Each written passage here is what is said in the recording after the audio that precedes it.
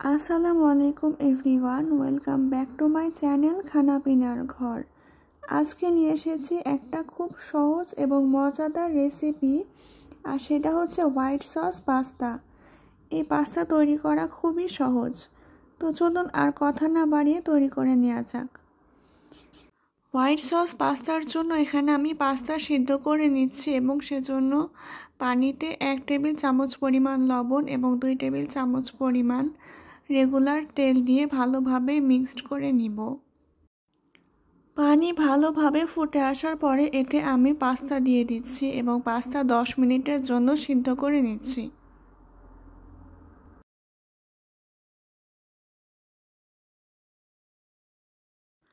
আমার পাস্তা সিদ্ধ হয়ে গেলে এখন আমি পাস্তাগুলোকে তুলে নিব।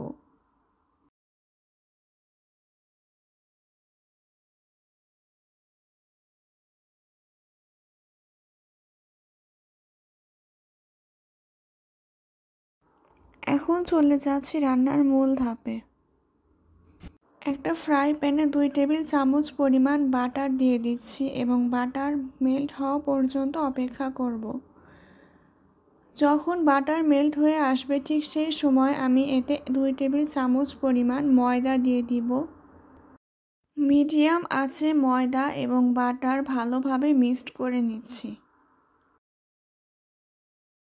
এখানে ময়দা এবং বাটার ভালোভাবে মিক্সড করে নেওয়ার পরে এতে আমি দিয়ে দিচ্ছি 2 কাপ পরিমাণ দুধ।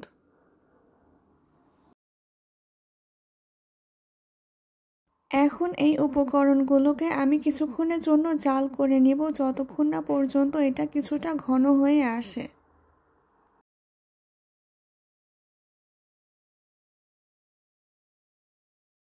যে পর্যায়ে দেখব এটা কিছুটা ঘন হয়ে আসছে, ঠিক সেই সময় আমি এতে দিয়ে দিচ্ছি 1 টেবিল চামচ পরিমাণ চিনি। এখন চিনি ভালোভাবে উপকরণগুলোর সঙ্গে মিশিয়ে নিচ্ছি।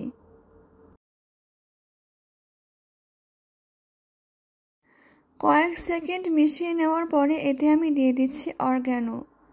আপনাদের হাতের কাছে যদি অরগ্যানো না থাকে তাহলে এটা স্কিপ করতে পারেন। এরপর দিয়ে দিচ্ছি এতে 1/2 টেবিল চামচ পরিমাণ chilli flakes.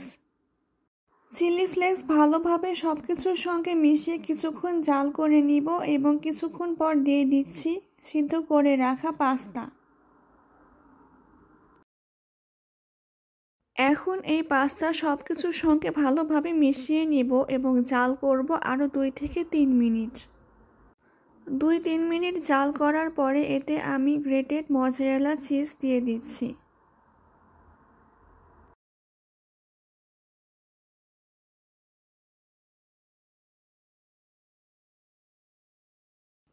Medium to low আঁচে জাল করব আরও 2 মিনিট, যতক্ষণ না পর্যন্ত চিজ মেল্ট হয়ে আসে।